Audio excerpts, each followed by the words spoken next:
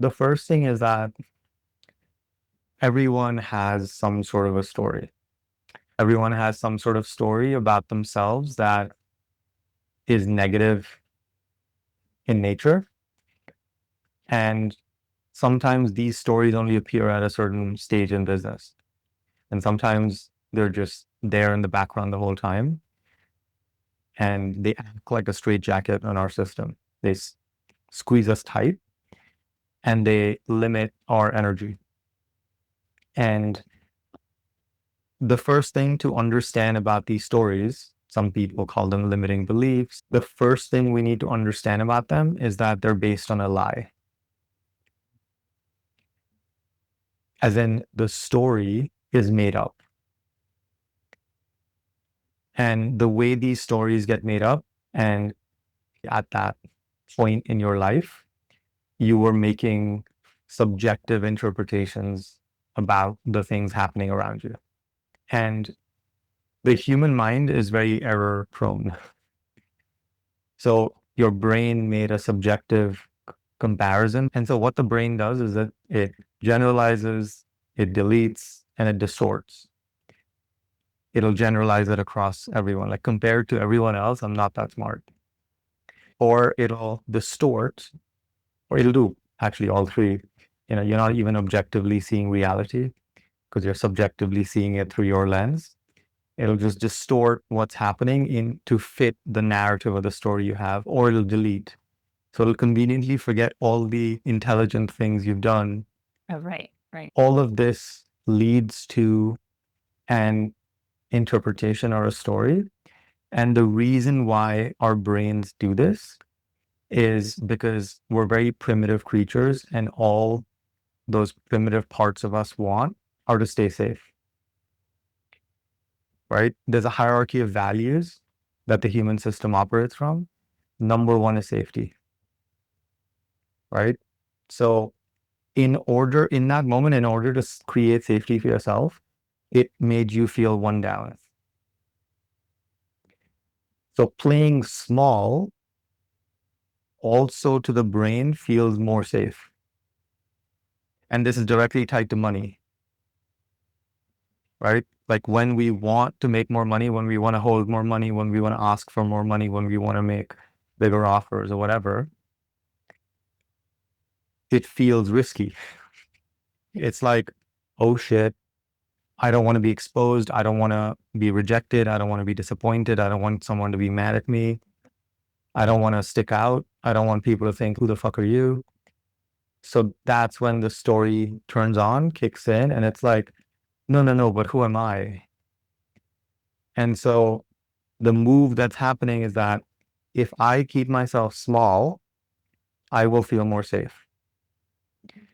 So it makes up a lie that we buy into because that creates a temporary level of safety.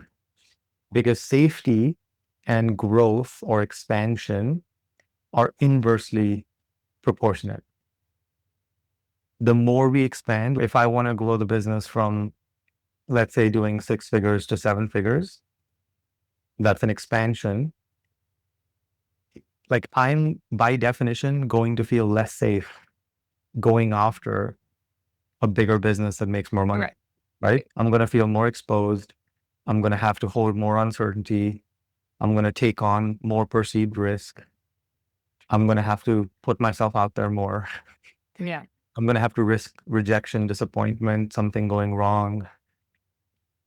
So my brain, to protect me, will bring online these stories that appear, this is the key, as fact. But every one of these things is made up. We made it up at some point to create safety in a situation where we didn't have the capacity to create safety in another way. Actually, every story is a lie, and every story limits us on some level. The map that I came up with after, a lot of obsessively trying to understand like how this actually works what most people try to do is that they try to replace one story with another. Like, I'm going to tell a better story. If I've been believing that I'm not that smart, or I can't do X, or I don't deserve Y, I'm going to flip it and say, no, I am smart. But it works to a certain extent, but it's still putting lipstick on a pig. A better story is still a provisional step compared to what I think the destination is, if there is such a thing, which is, I don't need to have a story about myself, because any way I define myself is implicitly a kind of way I'm limiting myself. The work to improve the story makes the story stronger. It confirms the story. Because if I'm trying to solve a problem, it's because I've bought into the fact that it is an actual problem. What I'm saying is that there is no problem to solve, because the thing that you've believed your whole life about yourself is something you made up. And the way we make things up, it is a highly inaccurate way of making interpretations on data that is just very subjective and very flawed. And it served you in that moment. It kept you safe. But now you don't need it anymore because you're an adult with a lot more capacity and power and resources. So you don't need that story to be training wheels for you. So you can discard that story. And the way you discard it is by seeing through the fact that it's completely made up and baseless. And actually, the highest level of playing this game is not needing another story. Because when we drop the addiction of constantly self-referencing and defining ourselves, then we move through the stages of growth and expansion very fluidly. We don't have these breakpoints, right? We're not saying like, oh, I deserve $200,000 a year if I'm making 100,000. And then I reach the next ceiling and I'm hitting this upper limit. And then I have to be like, okay, I deserve three of. But if I can drop the addiction to self-definition completely, I'm not locating myself or referencing myself in relation to a certain numerical measure value at all. I'm unsubscribing from the concept entirely of being deserving of a certain amount of money, whatever the fuck that means, being worthy of X. What I found, it only took me many decades to figure this out, is that the best way to play this game is to make it fun and make it an act of play. So rather than me having a goal of, I need to be financially independent, or I need to be financially successful, or the next level, which is I need to be financially free, right? Rather than gripping the steering wheel, trying to get to a destination because I must get to the destination because it means something about me, the way I play this game is, ooh, wouldn't it be fun if blah, blah, blah? Like, how fun would it be? So in a way, the whole idea of goal setting and how we relate to these milestones is flawed from the beginning if we connect that to mean something about us. Because that connection becomes the ceiling that implicitly gets created. Money is fair game. Money is fun, right? The way I expand my receiving of money is by playing the game of money in a way that's really fun. Like, the way I make money is by having fun. This breaks people's brains because most people work to make money. What I'm doing to make money is I'm enjoying myself. This is my idea of fun. when I And s- you know what's when I funny is like when I actually had that mindset, because I did for like this limited time, maybe a year or two in my business.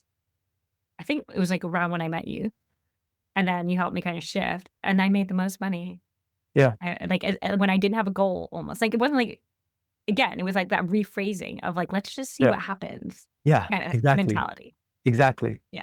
Because when we change the fundamental relationship we have with all of these things, with the business, with money, with other people, with clients, and we bring down the stakes and we dial up the fun,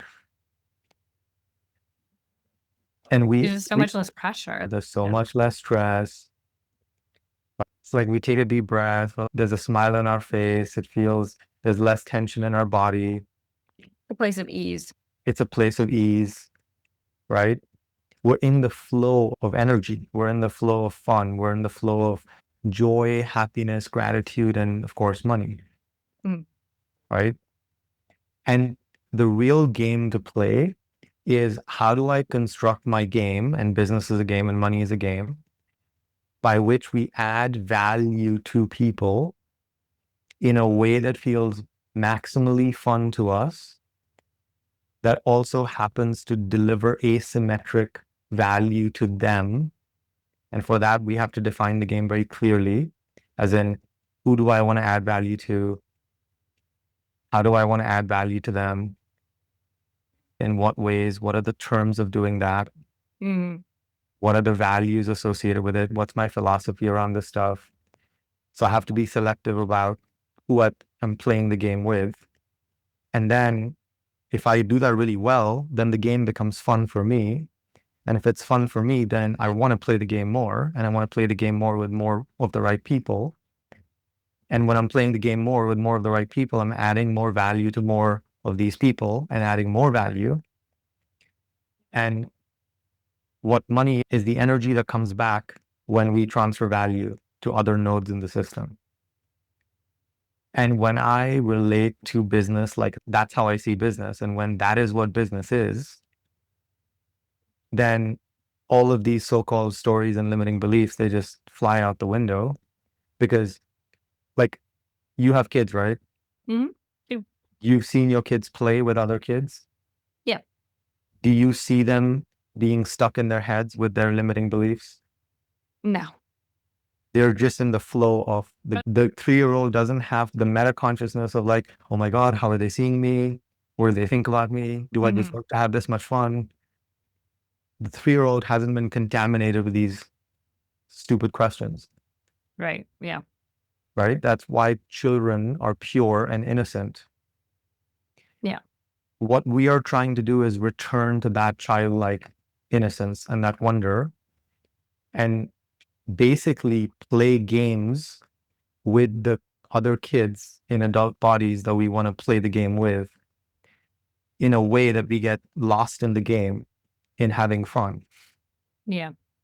Because when that is the engine of how we make money, none of us make money because none of us are central banks. Only central banks make money out of thin air by creating debt. Different conversation. But how do we generate abundance and cash? If we can make the causal variable us playing the game and having fun, then that is basically cracking the safe to the universe. That is finding the glitch in the matrix. That is how we get paid to exist. And there is no strain that is created when we're playing the game. Yeah. There is no pressure, there is no stress, which incentivizes us to keep wanting to play the game more at a higher level. Yeah. Yeah. And that becomes an infinite energy loop, right? We're creating a set of incentives, a structure of incentives that makes us want to play this game more with the right people. And that's why selecting the right people is key. Because if we play the right game with the wrong people, doesn't work. If we play the wrong game with the right people, doesn't work. Yeah. That's what most entrepreneurs are doing. And that's why they're playing finite games that are unsustainable. They may make money.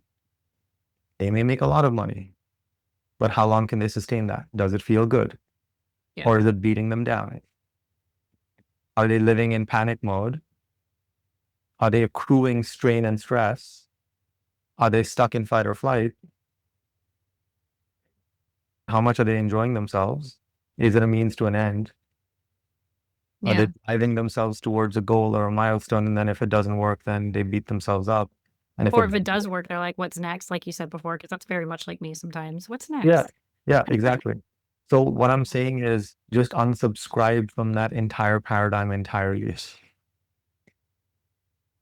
You don't need to believe a single story that you have in your head about yourself.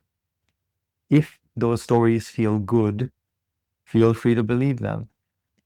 But if those stories don't feel good, you have no obligation to energize them with belief or with repetition for one more second. Yeah. And you don't have to do anything to be free of those stories.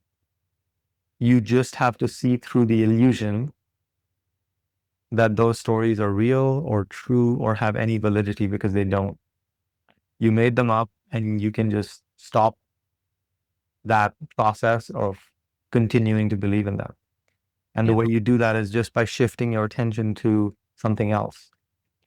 And the best place to shift your attention to is not another story, but actually the only zero entropy state that exists for a human being, which is gratitude or contribution. The best place for me to put my attention to be free of my addiction to myself is gratitude for this amazing life, for a healthy body, for an amazing family, for my wife, for you guys, and contribution. Like, how can I serve? How can I help? And how can I do so by constructing the perfect game for myself? And if I can consistently shift my attention from whatever story that limits me to gratitude or contribution that energizes me, that uplifts me, that expands me, then I will constantly move towards growth. And I will do so in a very fluid way, because the lack of fluidity comes from excessive self-referencing.